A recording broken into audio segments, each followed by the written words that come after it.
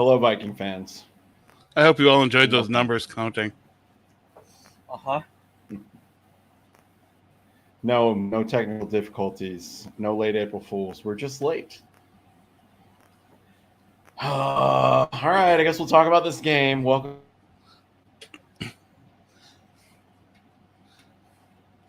Oh, Honestly, no, did Smith freeze up? I think Smith fell asleep. I think he feels the way we all feel after that Eagles game and doesn't even want to talk about it. I don't want to, but we have to. But, I'm glad that we got this primetime nonsense out of the way. I'm not sure how many more primetime games the Vikings have. I'm sure they have a Thursday night. They do have a London game coming up next weekend, not this weekend. But what an absolutely Shit show? dreadful game last night. The Vikings lost 24-7 in Philadelphia. If you older Vikings fans didn't get glimpses of Michael Vick during this, I don't know what would. Yeah. I hate to play the would've, should've, could've game, but if a couple of things just happen, like some catches. I don't hate Minnesota's strategy here either. Try to contain Hurts and make him beat you with his arm. Correct. I get it. But if I had $1 for every time the announcers or commentators were talking about the umbrella coverage or drew that little half circle in the defense, I mean, Minnesota didn't change anything from week one. They came out, their offense was get the ball to Justin Jefferson, and their defense was the umbrella coverage, which Cam Bynum had a really struggling game. He was a pretty leaky part of that umbrella. I have to say, from last week to this week, obviously the schemes of the teams you face are a little different. Aaron Rodgers is not as mobile as he was 10 years ago. But the Vikings historically, not just this regime, they've struggled against RPO. I remember early on in my fandom, RG3 single-handedly winning a game.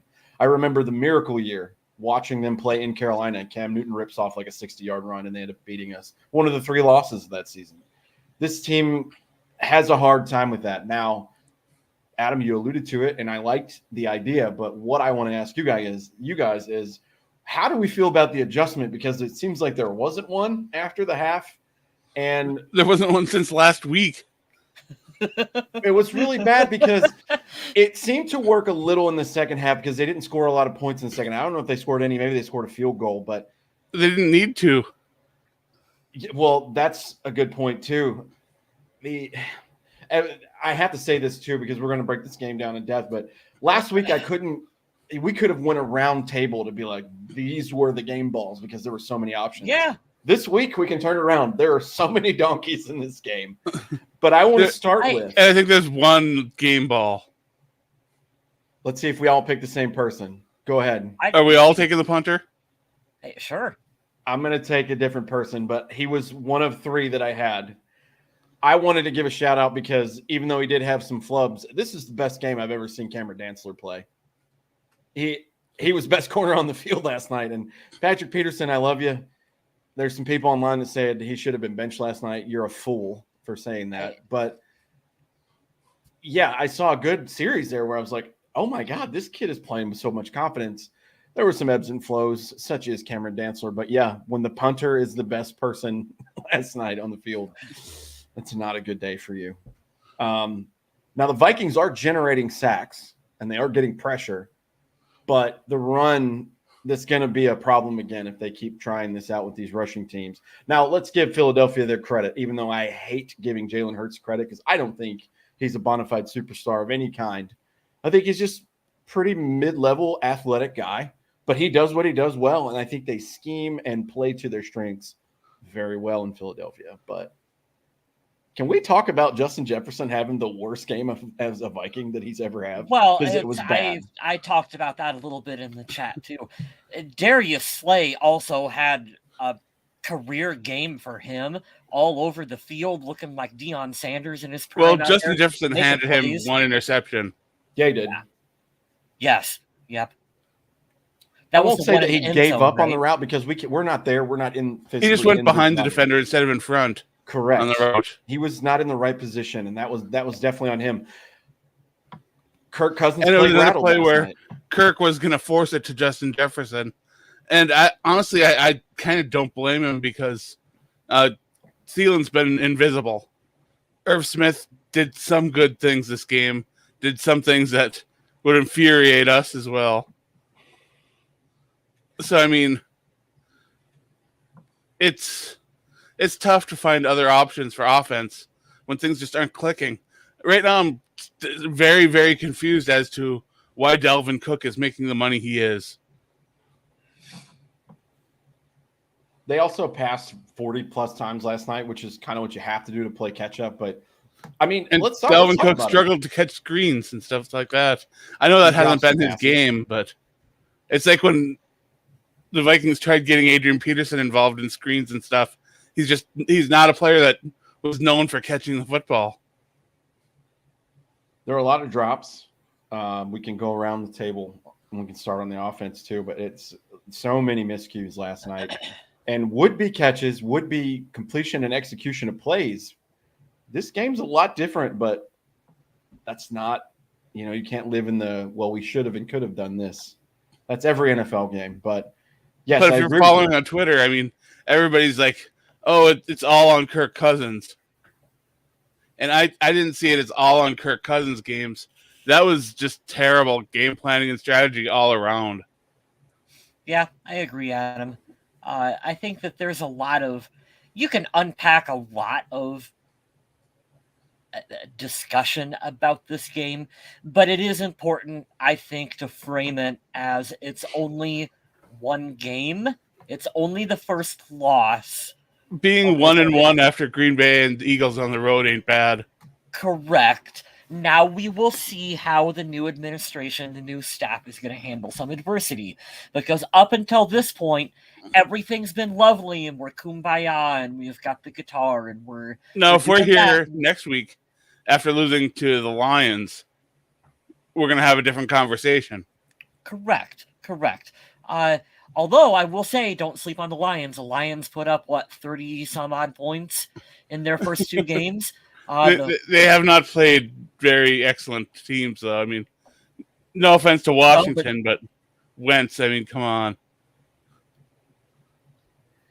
And I would say for the Vikings that if we're going to say that this loss is a sign of maybe more things to come, and I'm not ready to quite go that far yet, but we can discuss it because a lot of Vikings fans are discussing that as well too. That this is kind of the issue that was going to creep up when you started to roll it back by bringing back a lot of the veteran talent on this team, and so we're +1 on another year on some of these guys. Like, hey, we knew Patrick Peterson was declining a little bit last year. Well, now we're that plus one more year where you've seen him get turned around and fall down on a play. Now he kind of redeemed himself a little bit. He comes back. He blocks the punt out there, or was it a punt? No, it was a kick on special teams that he came up with on that play. So he redeems himself a little bit on that one. But you're looking at Adam Thielen. We were talking last year about him. Okay, is he starting to decline a little bit? And this year, he's been a non-factor in the first two games. So this is kind of the bed that the Vikings made for themselves by bringing back a lot of that established veteran talent. I gotta defend Adam Thielen though. He didn't even get a target until the third or fourth quarter. I mean, you have Darius Slay on Justin Jefferson. Obviously, it's your best against their best. We clearly saw early on that was going to be tough. There was a missed PI on Slay, but other than that, I mean, he had Kirk's number all night. Everyone in the stadium knew where that football was going anytime Kirk dropped back. Correct. It was obvious. I hate it, though, because it's – I know that you want to get the tight end on the linebacker. I get that. Yeah. But, I mean, Thielen's your number 2 for a reason. And he doesn't get a look until the very end of the game, and it's – I mean, just call this game what it is. This was the Vikings shooting themselves in the foot and reloading after they run out of ammunition. It was very bad. Here's the thing. where when everything is going well, like in the Green Bay game, and Justin Jefferson goes off and it's a healthy win, you can get away with some players not having targets and whatever. Right. Because, hey, you won. But when you lose, and you lose in kind of a spectacular fashion in prime time, there's going to be a point pretty soon where Thielen is going to come out and be like, hey, give me my fucking targets. Like, I need to be a part of this offense. And like that starts a whole other discussion that could potentially unfold when that conversation starts happening. Let me jump in really fast because I want to give a shout out because Lewis is in here. He's watched the show before he's done stuff for us, but you should, and I'm doing a plug because I want to talk about something positive for 3 seconds. But we have all my wood art here from Lewis here at That's Badass Wood Art. Nice. I've got that in the centerpiece here. It's behind my big fat head. But Lewis, thanks for joining and commenting. I also have one that I've got on display here in the living room. Where can we Yeah, he get does those good at? work. What's the That's website? Badass Wood Art on Instagram. I think Twitter. You can hit as him well, up on but Twitter.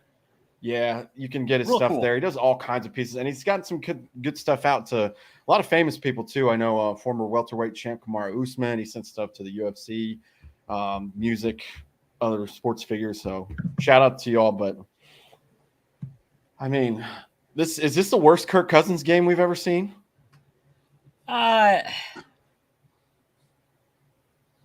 No. I don't think so. I mean, I guess you kind of know at this point that when Kirk, I mean, if you look at the stat line, maybe, and you don't Yeah. like take in the context of the game. I know I give him credit for fighting and battling, but he was He was very under rattled. pressure a lot. Yeah, he was rattled last night, and fair enough for him getting chased last night. I don't, like you said earlier, Adam. I don't think their game plan was terrible. I just don't think the execution was there. Irv Smith got roasted on the internet. Probably one of the funniest memes I've ever seen out He was there. the only one to catch a touchdown, yet he got absolutely blasted.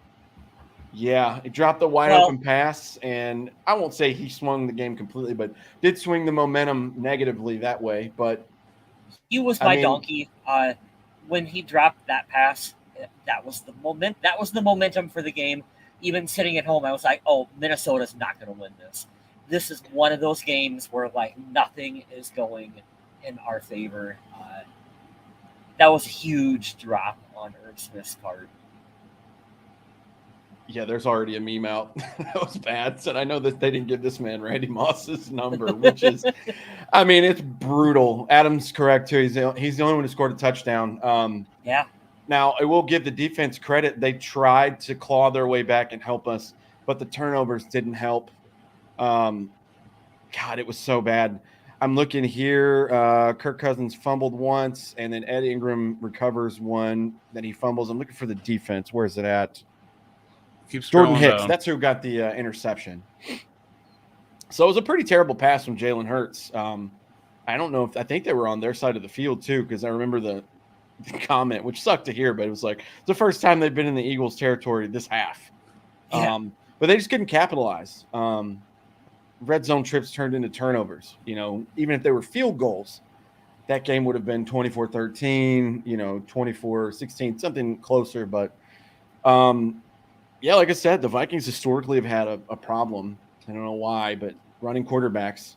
Adam talked about Michael Vick on the Eagles field in Minnesota as a Falcon. I mean, it's been kind of a problem, but I don't think the panic button is needing to be slammed. There needs to be adjustments. For as well as they did against Green Bay at home, this was Philly's opening game, number one.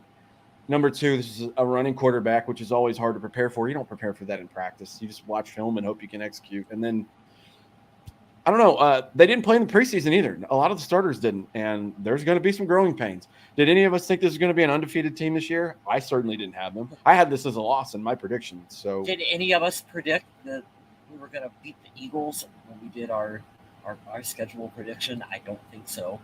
Like, this was all a game that we kind of thought that they were going to take a loss to anyway. Not that makes it any better. I think it was a pretty bad way that they lost. Yeah, Kirk throwing off his back foot, not fantastic. Kirk, you kind of know when he, after he threw that. I don't think the Vikings did a good enough job in fixing the offensive line heading into this season. No. But, I mean, they had to do what they had to do as far as trying to plug holes. That's a good one, too. Jonathan talks about Troy Aikman and Tony Buck. Joe Buck. Never commented in favor of the Vikings. They're my least favorite duo. I can't stand listening to, and I'd rather listen to Buck, which is not a lot of people's favorite. I can't stand listening to Troy Aikman. It irks the Joe Buck. out of me. Joe Buck is fine. He's grown. No, Velma's the worst for me. Yeah, I could see that. Andrew says when he threw to Cook in traffic, he had a wide receiver open on the right side of the field, but he never even looked to the right. Yeah, I'm not sure about that either, Andrew. I'm not defending Kirk because he had a terrible game, but I think that might have been the design to pull a decoy away and get. He was under distress the whole game, and I know sitting and trying to make excuses for Kirk is just going to fuel more people that don't really care for Kirk as a quarterback. But I mean, Booger McFarland is worse. I like that they pulled Booger and put him in the studio. Yeah. You remember, could you imagine a couple of years ago going to a game and seeing that gigantic monstrosity contraption out there and blocking your view of the game? I would have been so pissed. Yeah. Watching that stuff out there. Get like that freaking Game of Thrones chair blocking your view out there. But, I mean, let's call it what it is, too. We don't do the stats as a, quarterback only thing, but it's going to be painted. He's back at 500 evenly, 60-60-2 as a quarterback, and he is 2-10 in Monday night games. And it's the same old song and dance to the people who just read that stat line, but it is concerning. You want to see the Vikings thrive in prime time, but this is very early in the season. They have 15 more games. We're going to talk about a lot more football. Plus maybe some more. Who knows? Yeah, there may be. Maybe they get hot and they flex some games later down the road. The other part of it, too, is I said this early on, and this is a mentality I have going forward as a fan of any team. Just win your division. If you win your division, you host a playoff game, and that's all the momentum you need to get started. That's not all you need to win a championship, but they're 1-0 in the division right now. They have an opportunity here soon to go 2-0. So Sunday's game against Detroit's big in that regards. It is. We would feel a lot better with a lot more room to breathe had they won this game, but let's not make any mince words about it. The Lions are improved. Do I think that they're a juggernaut yet? No. I think this is going to be a close game, but I like that it's in Minnesota. I think that's a good bounce back for them. Mm-hmm. So we shall see. I don't want to read these, but here's some stats from last night, and we can kind of talk about them as they go. Kirk Cousins, 27 out of 46. It felt like he threw for more than 222 or whatever it was. Right. Yeah, there's a lot of attempts, too, trying to catch up at the end, which I get. You have to make the valiant effort, but 221, 1 touchdown, 3 picks, sacked twice, which is crazy. They're not giving up sacks, but the pressure is there. QBR and rating are pretty terrible, 17.5 and 51.1 respectively. So which you guys has the air conditioner that sounds like a vacuum? That's me. I don't blame you. Yeah. It's hot as shit today. I'm glad it's still warm up there for you guys. I know you guys are waiting for fall to move on in. I'm okay with fall. I'm not ready for winter yet. This is the stat that's most damning, and I didn't even realize it until just now, but Kirk Cousins was your leading rusher last night with 20 yards. Dalvin Cook, why is he even there? Jalen Reagor on 1 attempt had 17 yards. Dalvin Cook on 6 attempts also had 17 yards. Yeah. That happens a little bit, too, when you get in a game that you end up being behind as you kind of abandon the run. I do agree with you, Smith. Definitely not saying we want to go to the Mike Zimmer ground and pound run first offense here, but if you're going to pay Dalvin Cook the way you're paying him and make him a focal point of the offense, you got to do a little bit better of a job than that to get him, the ball and included in the game. Although, the flip side, like you said, they were trying to get him involved in screen games and pass attempts like that too. So they were trying to manufacture some touches for him. Here's the weird one. I want you guys to listen to this because this is the weird part of talking about stats and then reliving the game and realizing just how bad it was. So the leading receiver for the yards was Adam Thielen, 4 for 52 on 7 targets. Jefferson was 6 of 12 for 48. But get this, Dalvin Cook caught the same number of passes as Adam Thielen, 4 for 19, 6 targets. So 2 drops, 6 drops, 3 drops, 3 drops from Irv Smith, 1 drop from Johnny Munt.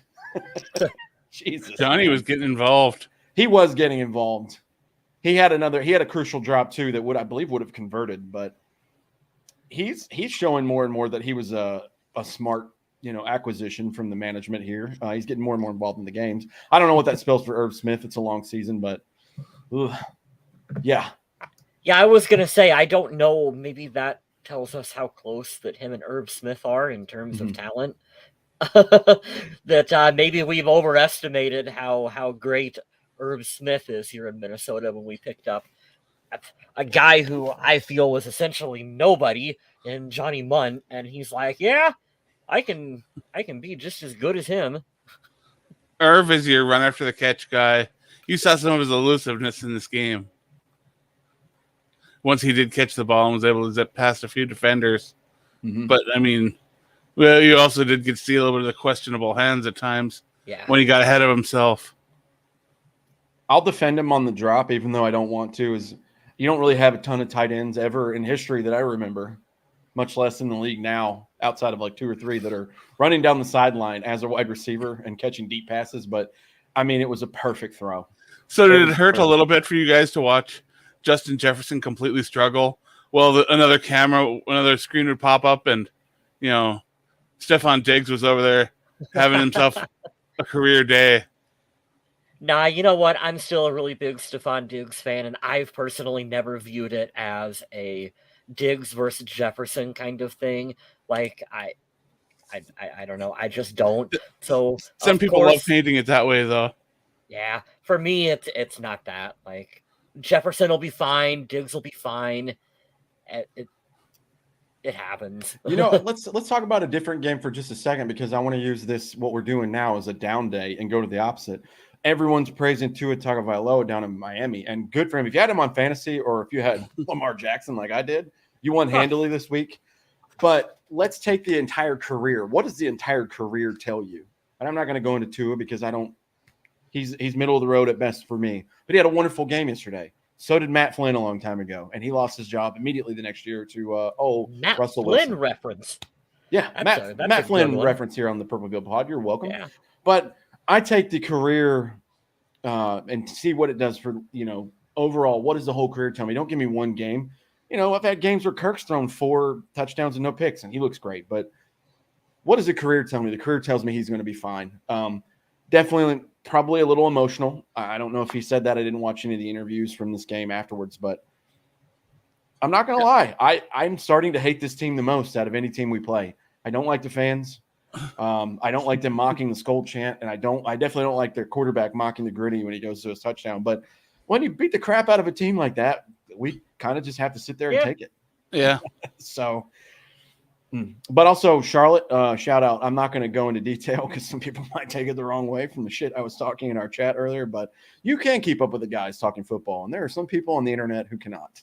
And I would leave it at that. We love having you here. We love having Jonathan here and Andrew. And Lewis, all you guys, thank you. 5 years since we had a good screen game. I mean, yeah, probably. Maybe longer. Got to go back to Chester Taylor almost. That's a good point. Yeah. Give the coaching staff the little credit that they can get from anything from this game. They did try some things that I give them no credit for not adjusting their strategy from week 1. I understand why. Okay, so we're going to run that shell coverage. We're going to try to keep, we're going to try to take away the deep ball and keep everything in front of us. And the leaky umbrella. When it became pretty apparent that was not working, they couldn't have, we're running this shell. We can move some of these guys up here a little bit, maybe a little closer towards the line. Like they stuck with it too long. Well, here's the thing, too. If you're a basic football fan like myself and you understand what's going to happen there is you're preventing the big play. I understand that you want to keep Jalen Hurts to beat you with his arm. Yeah. But you didn't prevent the big play. That's the problem. Well, that, first of all, that happened a couple times. You're correct, Adam. But the second part is he's not known for throwing the ball super far down the field. He was getting that chunk yardage from it's almost automatic first downs every time. And not only that, I get that you want to, prevent the big splash play on the outside or whatever, but you're also opening up the middle for the run too. And through 2 games, the rushing defense isn't the best. It's probably better than last year, but that doesn't say much because outside of Hurts, the Eagles' running game is bad. Their running backs are not very talented. Jonathan says at least it wasn't a 41-7. Yeah, or a 38-7 loss. Wouldn't that have been magical last night? The memes that would have happened there. Yeah, the Bills beating up on the Titans made the Vikings score feel a little better. The Bills are unstoppable right now. It's wild. Maybe they're finally going to overcome. We'll see. Time will tell. That is going to be a painful game for the Vikings. Oh, yeah. Buffalo. And it's in Buffalo. Oh boy. So I don't even know if I want to watch that one. Of course, we say that, and that'll be the one where it's like fucking Jefferson's going to go off and Kirk's going to have the game of his career and all this other wild shit's going to happen. You never know, man. That's Diggs 255 touchdowns. Yeah. I'm going to read some defensive stats. I'm not going to go through everyone, but I want to point out a couple that jump off the screen here because it's just crazy. The Eagles only had 2 sacks last night. The Vikings had 3, so they're getting pressure, like we said. I was surprised Kirk only got hit 7 times, according to ESPN. Yeah, I'm on ESPN as well, Adam. Do you see what I'm looking at here that is jumping off for the Eagles? 2 things. Darius Slay, a cornerback that should be tackling a lot. The secondary should be tackling. Your linebacker should as well. 1 tackle by himself. Passes defended for the Philadelphia Eagles last night. Kyle West, anyone in the chat, would you like to guess what that number was for how many passes the Eagles defended last night? A whole shitload. 11. Wow. Almost a dozen. That's unacceptable, man. That's terrible. Can't do it. The shallow crossers. I mean, the only thing that keeps replaying in my head when I start to think about that is when Irv Smith did that crosser across the field there, and the defender went in there and just slapped it. And they made sure to point that out on the broadcast too. Like, he's not known for a coverage linebacker. I'm like, shut up, Troy Aikman. And like I said, I noticed they didn't do anything for Troy Aikman when Kirk Cousins passed his career yardage. That's funny. We had that in the chat yesterday. Passing Troy Aikman all time on the yardage list. What does he crack? The top 40 there? Yeah, but he passed him and Y.A. Tittle, I believe. That's right. 2 Hall of Famers. This is so funny. Talking about the Bills. Keenum got to play last night because that game was so out of hand. So did Malik Willis out there in Tennessee. Titans off to an 0-2 start. Not good for them. Well, we all knew that they weren't the unstoppable team that they looked like at times. And there are a lot of Ryan Tannehill defenders, which is kind of crazy. I wonder if that's what Kirk defenders sound like to other teams. Yeah, that's a good point. He gets compared to him and Derek Carr a lot. I see them. Derek Carr is not getting a lot of love because his team isn't winning. Kene Wangwu last night. I talked about Jordan Hicks had the 1 interception for the Vikings. Kene, 2 kick returns, 42 yards. Jalen Reagor, 2 for 5. Hicks has been good. Greg Joseph kicked no field goals. 1 extra point was good. Ryan Wright, 5 punts. What's the average on that punt? 49.2. And he was punting high to avoid returns. Mm-hmm. And I am 100% in for getting Jalen Reagor more involved in the offense. Mm-hmm. Or not Jalen Reagor. Yeah, Jalen Reagor. Because he looked like he was hungry. And, I mean, when you got a player that is going to be out there trying to make plays and trying to make a name for himself, because he just, after the draft, just got pooped all over because he wasn't Justin Jefferson, you know? I read that as the Rob Zombie issues on offense, Lewis, and I was like, huh. Oh, you mean red zone issues on offense? Yeah, I remember maybe like the last couple of years, all the Vikings had to do was get in the red zone, and everybody knew that the football was going in one corner, didn't matter which one, to Adam Thielen. Yeah. Or before that, Kyle Rudolph was your big red zone target where you could just chuck it to him and he'd maybe push off, but that's okay. It'd still be I a don't know what you guys are touchdown talking about. anyway. When I think of the red zone the last year or two, I think of Chris Herndon, former New York Jet on the Vikings. That's who I think. Me too. Because I was there for his lone When touchdown. are you gonna add his jersey to your wall behind you? Well, yeah, that's a good point, Lewis. We have to fix the red zone issues, but it's going to come with time. This is a good humbling experience for them. You know, they had a lot of hype. You beat the big bad wolf in the division, home opener, you know, new regime, you know, F the old coach. We're here. We got all this. And Jefferson goes off. And then last year, the Saints destroyed the Packers in the opener. Mm-hmm. Yeah. You know, weirdly, it actually might be a good thing that they lost this game a little bit. I sent this message to you, Smith. I don't remember if you listened to it or not yet, but before the game, one of the beat reporters said something like, "Oh, if the Vikings beat the Eagles tonight, Justin Jefferson has something really big planned for his post-game press conference." And that's the kind of shit where it's like, hold the phone here. Wait a minute. We've won one game. We don't like. So maybe the reality check is a good thing. If if Jefferson is already planning to have a big celebration after beating the Eagles, it's like, hold on, you guys haven't done shit yet. Let's calm down. So I hope that that's the message that Kevin O'Connell is preaching to this team right now, is that you got to work every week, and you might blow an opponent out one week, but you've got to reset and forget about it and come back and grind it out the following week. So and create a game plan for the team you're playing against, and not just copy paste from the week before. Yeah, that defense, they're going to get that defensive coordinator is going to get chewed up if this happens again. Ed Donatello, we need the rest of the Ninja Turtles in on this one. For sure. Oh, yeah, we don't have a lot of bright spots. There wasn't many last night, but the good thing is it's over. I mean, that's the positive. I hate losing to that team. That fan base really bothers me. That's when you don't want to lose. Harrison Smith in concussion protocol. I don't know if we've heard any kind of. That's a good point. Lewis Seen played one snap last night, maybe. Okay, I don't know. I didn't even see him on special teams, but I really didn't see him much more past that. Yeah, I saw. Speaking of special teams, it just made me think too. I saw Brian Asamoah get pretty much pushed down on his ass, and the referees. It's weird the things they won't call in certain games and the things they do call. We've obviously went over a couple times on this show in the past about the favoritism we think we see from the Packers, but they let a couple things go last night that I didn't really like. I mean, you could freeze frame and show Justin Jefferson's hand being held by both of Darius Slay's hands early in the game.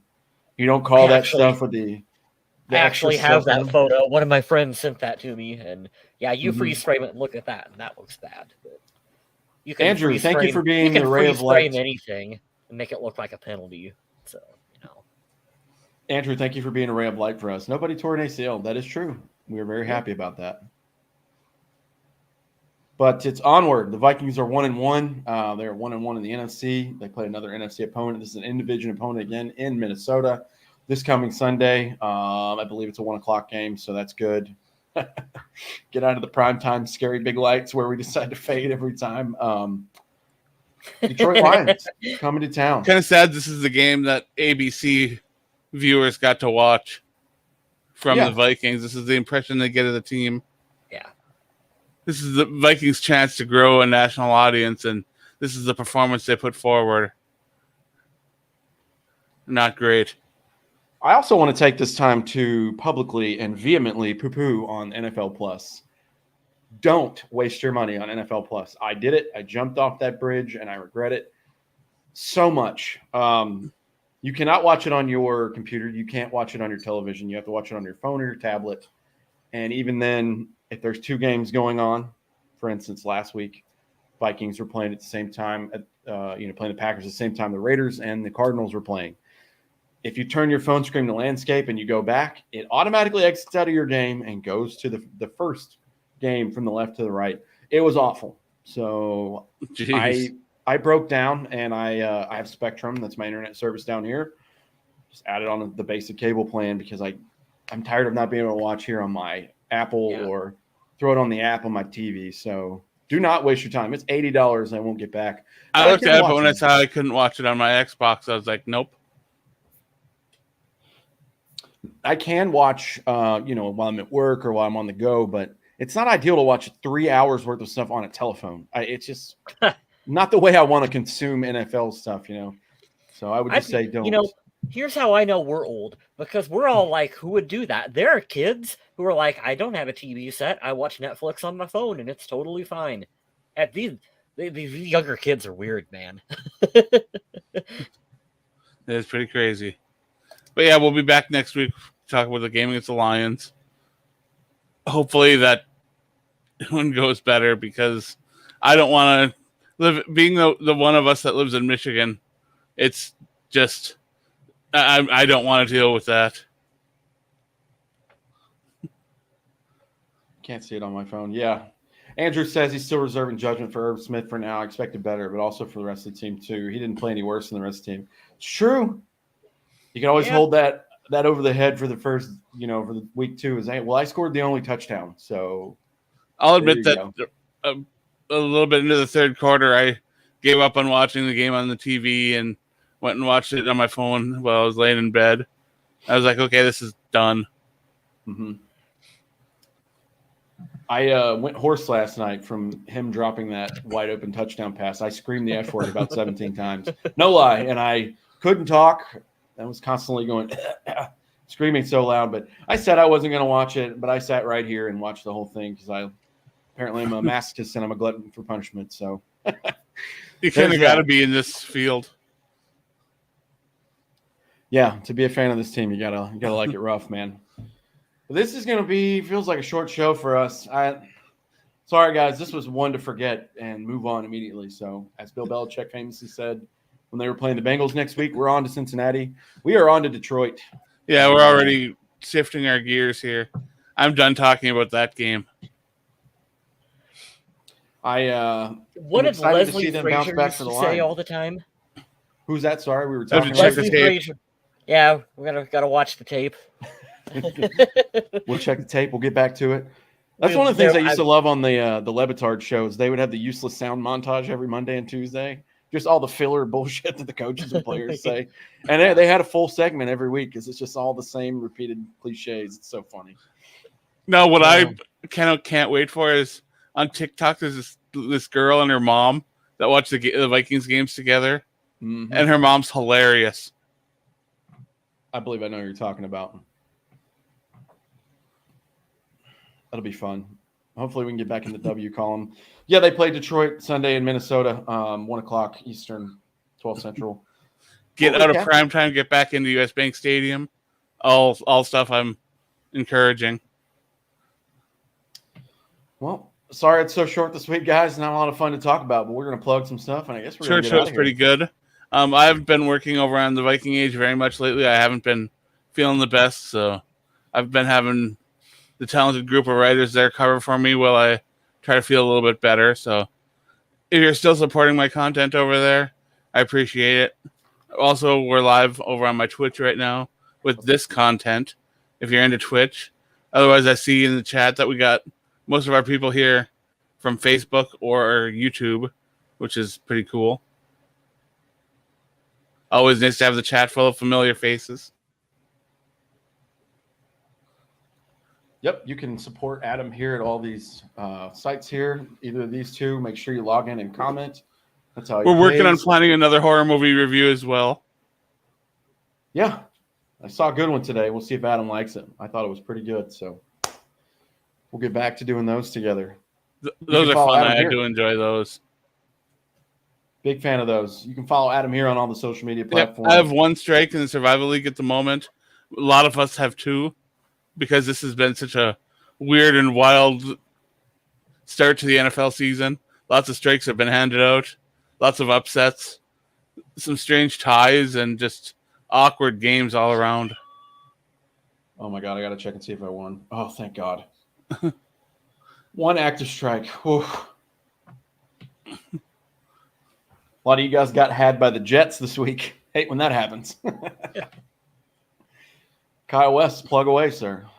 Hey yo, you can check out some of my photography work using the link below up on the screen.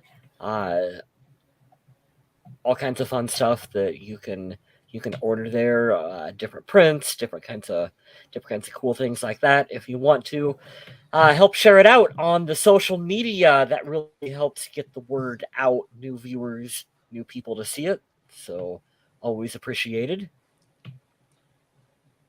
Do you have any prints? I do not. No. You should do that. Then we could plug Prince here. We can steal Adam's hilarious joke. His love estate, the Prince estate does not like to share the Prince imagery. That would not go over for That very I is did have a long. Facebook memory pop up on Monday from 6 years ago from the Vikings home opener at US Bank Stadium against the Packers from when they did that Prince tribute at halftime. Yeah. That was such an amazing game to go to. Everything was just so cool. Lewis, you made me think of my other friend, Lewis. Jamie, sorry, I got you guys confused. I'll admit when I effed up on the channel, but this is the wood designs here right behind me. That's badass wood art. You can find him on Instagram, Twitter. Super awesome. I mean, that's his full-time business is making wood art. You can see up here at the top, I have it hanging. I have the skull sign, which I think I won from a contest. Adam won one as well. I did. I've Pretty got it in the cool. living room here right above my window. Luis Lopez, don't kill me. I'm sorry about that. We haven't seen you in a while, so I'm going to blame it on my terrible memory. Not that I'm a terrible person, but yeah, that's badass wood art. You should give them a shout. I had a good gift here. This one over here is a picture of me and my son, me holding my son walking away, which was awesome. It was a birthday gift. So I'm going to take off, guys. Sounds good. Have a good night. We will. Okay, cool. Sorry. I'm looking at everybody's comments here. Any updates? Thanks, man. I'd rather be transparent with everybody. But yeah, not a fun week for us, but we'll get back to it. There'll be more wins we can talk about and be happy with. If you're in the Survival League, tomorrow's Wednesday. Go in and update your stuff before the Thursday night game. You won't get a strike Thursday, but after Sunday, if you don't pick something, I believe you will. Yeah, try to find the most terrible team out there, whoever that may be, Carolina or the Bears. Might be the Vikings. Maybe the Vikings. Pick a good winner because it's going to be tough. It's going to be tough to pick these things. I want to go jump on whoever the Bills have, but you can only pick that team once. So remember that. Now, you know what? I am actually pretty confident that I think the Vikings will turn it around. Not that they really have much to turn around, but I think they'll look better going into the Detroit game. It was always going to be a tough matchup against the Eagles. Being back home, US Bank Stadium, that's going to help out. I think that overall this team will be fine. They will. They were never going to win the 15, 16 games that some of the media personalities started to float out there early on. See, that kind of shit gets me pissed off because then it gets all of Vikings fandom like worked up because we're gonna go on this tear, and then when they lose a game, it's like, okay, let's burn it all down. Let's just take it down a notch here a little bit, guys. What Kyle West is saying is we're smarter than the media. Okay, we know this. Yeah. You know why? Because we've seen this before. No, it's not that. Okay, it's not that we're smarter. We don't have to clickbait it. Colin Cowherd has to do clickbait takes to get people to listen. You know that? Well, it's the Allstate commercial for us. I think it's Allstate. So what's the bald guy? He's big. He's not the Mayhem. Farmers. It's Farmers. We know a thing or two because we've seen a thing or two. Yeah, we've seen this play out. So we've seen this movie and this season before, so it happens. But yeah, hopefully we'll beat Detroit. Short show this week, but go check out all our stuff. And thank you to everyone that jumped in the chat today. We really appreciate the input. I know it's a lot more fun when it's a win, but you guys stuck in there, and we appreciate you giving us someone to talk to on this therapy session this week. So in the words of Adam Carlson, we appreciate you guys. Be safe and stay classy, Minnesota.